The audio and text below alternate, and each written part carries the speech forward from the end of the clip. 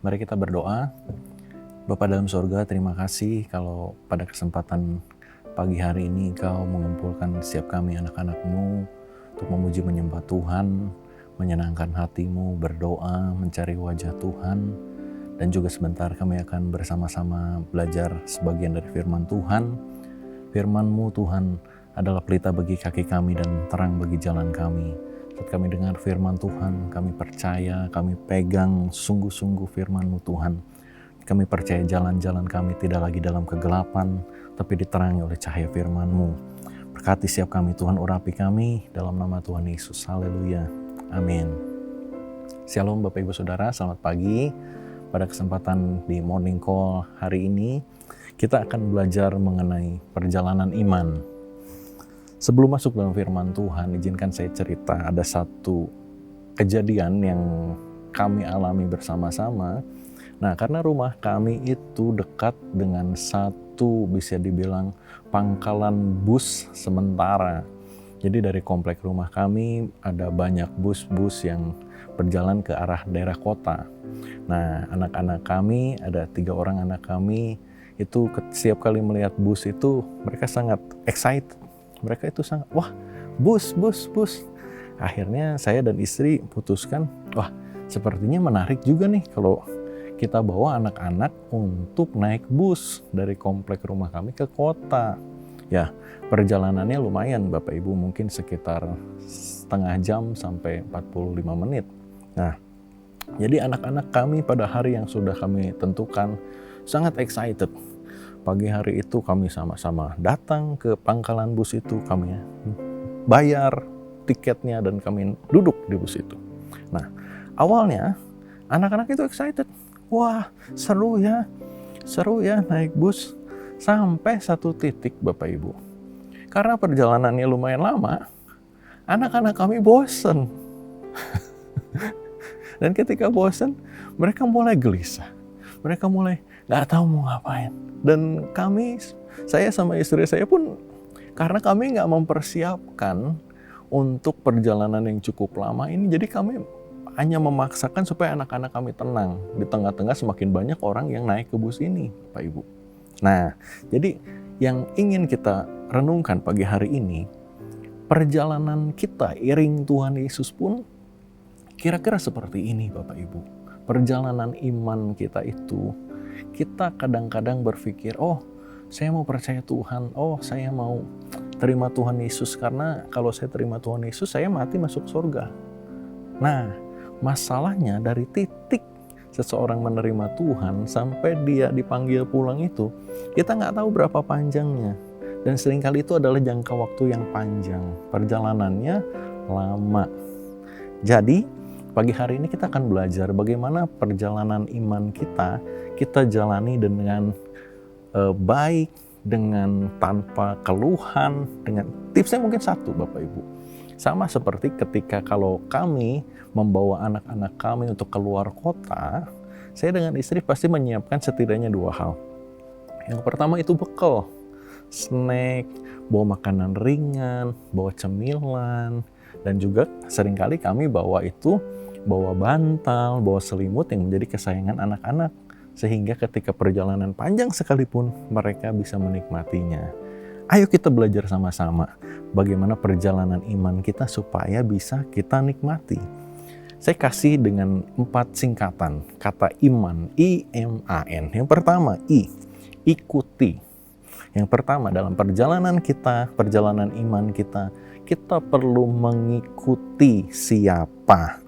Ibrani 12 ayat 1 katakan, karena kita mempunyai banyak saksi, bagaikan awan yang mengelilingi kita, marilah kita menanggalkan semua beban dan dosa yang begitu merintangi kita, dan berlomba dengan tekun dalam perlombaan yang diwajibkan bagi kita. Ibrani 12 adalah kelanjutan dari Ibrani 11. Tentu ya, sangat masuk akal. Di Ibrani 11 dijelaskan begitu banyak pahlawan-pahlawan iman di sana. Jadi ketika Ibrani 12 menuliskan mengenai banyak saksi, itu merujuk kepada para pahlawan iman yang sebelum kita. Ada Abraham, ada Habel, ada Gideon, dan sebagainya. hamba-hamba Tuhan yang luar biasa yang telah menjadi teladan bagi setiap kita. Kita ikuti teladan mereka. Dari mana caranya? Kita baca di Alkitab. Kejadian sampai Wahyu penuh dengan cerita teladan hamba-hamba Tuhan, para pendahulu kita. Karena iman kita itu sudah memiliki akar yang ribuan tahun. Kita nggak bisa tinggalkan begitu saja. Kita perlu mengikuti jejak iman yang baik dari para pendahulu kita. Berikutnya, 2 Timotius pasal 1 ayat 5 katakan, sebab aku teringat akan imanmu yang tulus ikhlas, yaitu iman yang pertama-tama hidup di dalam nenek moyangmu Louis dan di dalam ibumu Eunike, dan yang aku yakin hidup juga di dalam dirimu. Yang kedua yang kita perlu ikuti, kalau yang pertama itu teladan para pendahulu kita yang jauh, yang sudah meninggal. Nah, yang kedua yang perlu kita ikuti adalah teladan iman dari orang-orang yang hidup sejaman dengan kita atau pernah hidup bareng sama kita. Paulus mengatakan kepada Timotius supaya Timotius mengikuti jejak iman dari neneknya, jejak iman dari ibunya. Nah, jadi kita pun perlu mengikuti jejak teladan hal-hal yang baik dari orang tua kita. Pak, bagaimana kalau orang tua saya belum percaya Tuhan? Pasti ada hal yang baik dari orang tua kita yang bisa kita ikuti. Selain itu, kita juga punya yang namanya orang tua rohani, pembimbing rohani kita, yang hidup bersama-sama kita, yang membimbing kita senantiasa. Ikuti teladan mereka. Berikutnya, ikuti bicara mengenai mengikuti persekutuan, mengikuti ibadah.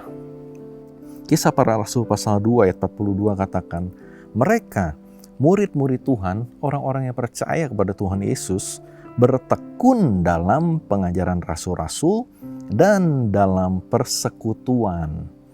Dan mereka selalu berkumpul untuk memecahkan roti dan berdoa. Ibrani 10 ayat 25 dengan jelas katakan, janganlah kita menjauhkan diri dari pertemuan-pertemuan ibadah kita seperti dibiasakan oleh beberapa orang. Tetapi marilah kita saling menasihati dan semakin giat melakukannya menjelang hari Tuhan yang mendekat. Ya, hari-hari ini setelah pandemi bertahun-tahun kita lewati, kita mengenal yang namanya ibadah online. Nah, seringkali orang suka berdalih, diajak ke gereja nggak ke gereja, bilangnya, oh saya udah ibadah online.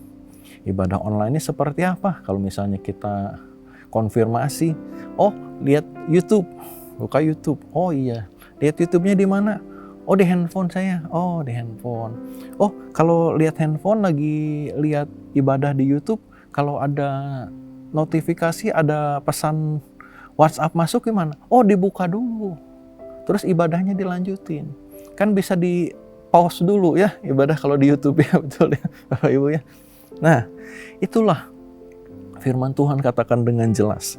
Di hari-hari terakhir ini, orang-orang mulai membiasakan diri nggak datang ibadah. Nggak nyaman, capek, oh macet katanya. Oh, jangan, firman Tuhan katakan seperti itu. Jangan kita meninggalkan pertemuan-pertemuan ibadah. Justru kita harus semakin rajin, katakan rajin ibadah.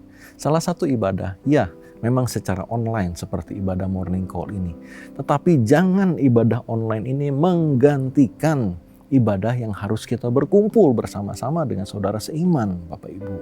Kalau hari Minggu Bapak Ibu datang ke gereja, berkumpul bersama-sama saudara seiman, ya hari berikutnya Bapak Ibu ikut ibadah online seperti morning call ini baik, ini tambahan.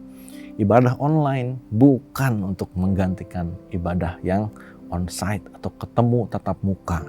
Berikutnya, yang perlu kita ikuti itu apa? Kita ikuti karakternya Kristus. Salah satu karakter Kristus yang paling menonjol adalah kasih-Nya Tuhan. Matius 5 ayat 44-45 katakan ini. Tetapi aku, kata Tuhan Yesus, berkata kepadamu, kasihilah musuhmu, dan berdoalah bagi mereka yang menganiaya kamu, Karena dengan demikianlah kamu menjadi anak-anak Bapamu yang di sorga, yang menerbitkan matahari bagi orang yang jahat dan orang yang baik, dan menurunkan hujan bagi orang yang benar dan orang yang tidak benar. Tuhan itu baik, kasih Tuhan dinyatakan bagi semua orang. Kita pun perlu melakukan seperti ini. Kita berbuat baik, kita menyatakan kasih bukan hanya pada orang yang baik sama kita. Tuhan Yesus katakan, kalau kamu baik sama orang yang baik sama kamu, apa bedanya sama orang dunia? Orang-orang ahli, orang-orang pemungut cukai, orang-orang yang dianggap hina, yang berdosa pun melakukan yang sama seperti itu. Tetapi kamu hendaklah kamu sempurna, sama seperti Bapakmu yang di sorga sempurna. Berikutnya, yang perlu kita ikuti apa? Gaya hidup Kristus. Gaya hidup Kristus adalah berdoa. Kisah Rasul 1 ayat 14, ayat pasal 2 ayat 42, ayat 46 dikatakan, mereka semua bertekun dengan sehati di dalam doa bersama-sama. Mereka bertekun dalam pengajaran rasul-rasul dan dalam persekutuan, dan mereka selalu berkumpul untuk memecahkan roti dan berdoa. Ayat 46, dengan bertekun dan dengan sehati mereka berkumpul tiap-tiap hari dalam bait Allah. Amin. Jadi berdoa adalah gaya hidup orang percaya. Kita harus lakukan, kita harus teratur, lakukan terus-menerus. Doa, doa, doa. Berikutnya, yang perlu kita ikuti adalah gaya hidup Kristus selain berdoa, yaitu bersyukur.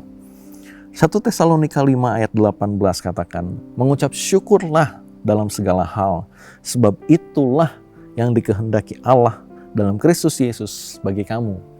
Mengucap syukur itu dikehendaki Allah.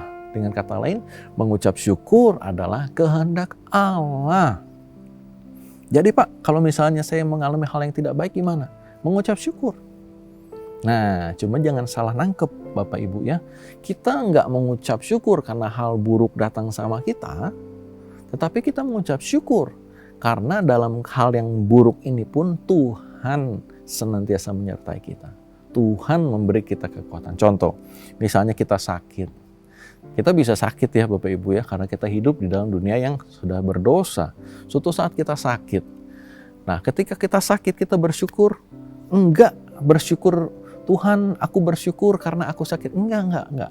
Kita enggak bersyukur, kita enggak mensyukuri sakitnya. Tapi kita bersyukur karena dalam keadaan seperti ini, Tuhan adalah kekuatan bagi saya. Dan Tuhan kasih saya janji, oleh bilur-bilur Tuhan, saya sudah sembuh. Jadi dalam segala sesuatu Bapak Ibu, hal baik, hal enggak baik, engkau bisa bersyukur. Gimana kalau kondisi keuangan lagi tidak baik? Bersyukur Bapak Ibu. Bersyukur enggak karena, oh Tuhan terima kasih, bersyukur karena saya enggak punya uang. Enggak. Kita enggak bersyukur seperti itu. Kita bersyukur, Tuhan aku bersyukur karena sekalipun secara jasmani, kenyataannya sekarang uang di dompet saya sangat sedikit, di tabungan kurang. Tapi saya bersyukur karena Mazmur 24 ayat 1 katakan, Tuhanlah yang empunya bumi dan segala isinya. Aku bersyukur karena Tuhan yang punya segalanya. Aku bersyukur karena Tuhan yang punya hidupku, sehingga aku bisa aman senantiasa dijagai oleh Tuhan. Amin. Berikutnya, perjalanan iman. Ikuti. Yang kedua, menetap. 2 Timotius 4 ayat 10 katakan, karena Demas telah meninggalkan aku karena ia mencintai dunia ini dan ia telah pergi ke Tesalonika. Kemudian 1 Timotius 1 ayat 19-20 katakan, beberapa orang telah menolak hati nurani yang murni itu dan karena itu kandaslah iman mereka. Jadi perjalanan iman itu bisa kandas. Gimana caranya iman kita kandas? Ketika kita memutuskan untuk pergi. Kita nggak memutuskan untuk menetap. Nah, kita belajar menetap. Yang pertama kita harus mengerti kata hubungan antara kata iman dan kata setia. Dalam bahasa Indonesia sepertinya nggak ada hubungannya Bapak Ibu ya. Tapi kalau kita lihat dalam bahasa Inggris, mulai bahasa Inggris dahulu ya Bapak Ibu. Kata iman itu diterjemahkan dalam bahasa Inggris kata faith. Dan kata setia dalam bahasa Inggris kita terjemahkan dengan kata faithful. Iman, faith, setia, faithful, full, penuh. Jadi setia itu dalam bahasa Inggris dengan mudah dikatakan iman yang penuh. Jadi iman sama kesetiaan gak bisa dipisahin. Oke Pak, itu bahasa Inggris. Oke, kita coba lihat dalam bahasa Yunani. Bahasa di mana Alkitab Perjanjian Baru kita ditulis. Kata iman dituliskan dengan kata pistis. Dan kata setia dituliskan dengan kata pistos. Sangat dekat ya. Karena memang sangat dekat dan gak bisa dipisahkan. Jadi ketika kita katakan kita punya iman atau saya punya iman, itu artinya kita juga harus setia dengan iman kita itu sampai selesai. Lukas 18 ayat 8 katakan, akan tetapi jika anak manusia itu datang, adakah ia mendapati iman di bumi? Kemudian Amsal 20 ayat 6 dikatakan, banyak orang menyebut diri baik hati, tetapi orang yang setia siapakah menemukannya? I, ikuti. M, menetap. A, aktif.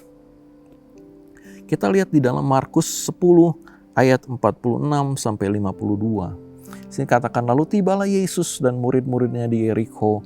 Dan ketika Yesus keluar dari Yerikho bersama-sama dengan murid-muridnya dan orang banyak yang berbondong-bondong, ada seorang pengemis yang buta bernama Bartimeus, anak Timeus, duduk di pinggir jalan.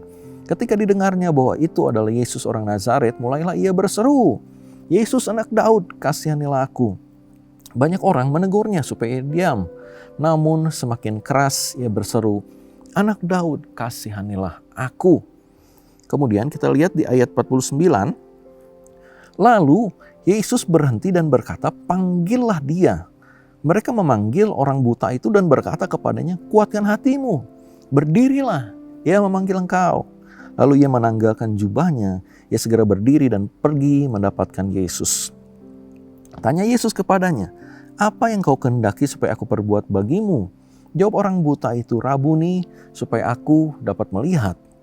Lalu kata Yesus kepadanya, pergilah, imanmu telah menyelamatkan engkau. Pada saat itu juga melihatlah ia, lalu ia mengikuti Yesus dalam perjalanannya. Jadi iman kita bukan hanya perlu kita ikuti, bukan hanya perlu menetap, juga perlu aktif. Di sini setiap kali kalau Bapak Ibu baca di kitab Injil, setiap kali Tuhan Yesus berkumpul, ada selalu setidaknya ada 4 kelompok. Yang pertama itu ada murid-murid, yang kedua itu ada orang banyak yang jadi penonton, yang kelompok ketiga itu ada orang banyak juga, tapi ini yang menegur, yang gak suka sama Yesus, dan yang kelompok yang keempat adalah ada juga orang yang terima mujizat. Selalu ada Bapak Ibu. Bahkan di gereja setiap ibadah kita pun pasti ada kelompok yang seperti ini. Ada orang banyak, ada murid-murid, ada yang sinis, yang kritik, yang mencemooh, tetapi selalu ada orang-orang juga yang terima mujizat hari itu. Jadi putuskan, siapa orang yang menerima mujizat? Orang-orang yang aktif, yang bergerak. Ketika Yesus hadir, dia berseru, dia minta Tuhan, minta berkat dari Tuhan, aktif, datang sama Tuhan, dan dia terima mujizat. Jadilah orang yang aktif, Bapak Ibu. Terakhir, IMAN. N bicara mengenai nafas. Ini bicara mengenai kita butuh penuh dengan Roh Kudus. Bicara mengenai kita perlu dipimpin Roh Kudus. Barang siapa dipimpin Roh Kudus, kata firman Tuhan, dia adalah anak-anak Allah. Dan selain dipimpin Roh Kudus, kita juga perlu menghasilkan buah Roh Kudus. Amin. Jadi saya simpulkan perjalanan iman kita. Seperti kita mau pergi ke tempat yang jauh, pergi keluar kota. Ayo siapkan bekal kita Bapak Ibu. Siapkan mungkin barang-barang yang bisa membantu kita membuat perjalanan lebih nyaman. Ayo bawa bantal kita, bantal kesayangan, selimut kita, ayo bawa. Supaya perjalanan kita bisa lebih nyaman. Ada 4 hal yang kita belajar pagi hari ini. Yang pertama, ikuti. Yang kedua, menetap. Yang ketiga, kita perlu aktif dalam iman kita. Dan yang terakhir, nafas. Kita perlu selalu dipenuhi dengan Roh Kudus. Mari sama-sama kita datang sama Tuhan, kita berdoa. Bapa dalam surga, terima kasih untuk berkat firman Tuhan pagi hari ini. Tuhan, kiranya Engkau menguatkan setiap kami yang mendengar pesan firman Tuhan ini, sehingga perjalanan iman kami di dalam iring Tuhan Yesus dikuatkan lebih lagi. Kami punya bekal lebih lagi Tuhan, untuk kami berjalan lebih jauh lagi, lebih lama lagi, setia sama Tuhan sampai akhir. Berkati setiap kami, berkati umat Tuhan yang mendengarkan siaran ini Tuhan. Apapun yang Tuhan sudah percayakan dalam kehidupannya Tuhan berkati. Untuk keluarga, untuk istri, suami, anak-anak, orang tua, saudara-saudara, Tuhan berkati Tuhan keluarganya. Semuanya Tuhan dalam nama Yesus. Kalau ada yang kekurangan, kalau ada yang kesusahan, kalau ada yang sakit, ada yang lemah tubuhnya, Tuhan pagi hari ini kami berdoa, minta kuasa Tuhan, kasih Tuhan dinyatakan menjamah Tuhan dalam nama Yesus. Sembuhkan yang sakit Tuhan, hiburkan yang susah Tuhan Yesus. Ulurkanlah tangan-Mu Tuhan, buat mujizat-mujizat Tuhan bagi yang susah Tuhan Yesus. Bagi yang masalah dalam keuangan, Tuhan buat terobosan hari ini juga dalam nama Yesus. Terima kasih Tuhan Yesus. Mengucap syukur Tuhan untuk gereja di mana kami boleh bertumbuh bersama-sama, bersekutu bersama-sama di GBI Sukawarna ini Bapa. Yang mengangkat tangan kami memberkati untuk Bapak Gembala kami, Tuhan Gembala Sidang kami, Bapak Pendeta Dr. Insinyur Niko Nyotora Harjo. Tuhan berkati, Tuhan untuk ibu, untuk anak, untuk menantu, untuk cucu-cucu Tuhan kami serahkan dalam tangan Tuhan. Berkat Tuhan berlimpah. Berkati Tuhan untuk seluruh pemimpin-pemimpin rohani kami di gereja ini. Berkati Tuhan untuk bangsa negara kami Indonesia, di mana kami Engkau tempatkan. Kami katakan kami mau berdiri bagi bangsa ini untuk menjadi berkat. Kami mau melepaskan berkat, kami melepaskan damai sejahtera atas bangsa Indonesia. Shalom atas Indonesia. Di dalam nama Yesus, yang berkati kota di mana Engkau tempatkan kami Tuhan, di dalam nama Tuhan Yesus kesejahteraannya adalah kesejahteraan bagi kami. Bapa di sorga, terima kasih untuk segala berkat-berkat-Mu, untuk umat Tuhan yang akan melanjutkan aktivitas sepanjang hari ini, yang bekerja, yang sekolah, Tuhan yang studi, Tuhan, ibu rumah tangga yang ngurus keluarga, Tuhan berkati semuanya berlimpah-limpah. Nah, sebelum kami menyelesaikan ibadah kami ini, Tuhan kami buka hati kami mengangkat kedua tangan kami. Mari Bapak Ibu Saudara yang dikasihi Tuhan, Yesus Kristus mati untuk menebus dosa-dosamu dan Dia memberikan berkat-berkat ini. Terimalah berkat dari Bapa di sorga, di dalam nama anaknya Yesus Kristus Tuhan kita, yang bukan hanya ngomong tetapi Dia datang ke dunia, Dia mati di salib menebus dosa-dosamu dan dosa-dosaku, dan Dia bangkit kembali pada hari yang ketiga. Dan terimalah penyertaan dari Roh Kudus, pengurapan, penghiburan, dan kuasa dari Roh Kudus untuk menjadikan kau saksi dimanapun kau berada. Terimalah berkat ini di dalam nama Bapa, Putra, dan Roh Kudus. Yang terima sama-sama saya katakan amin. Tuhan Yesus memberkati Bapak Ibu.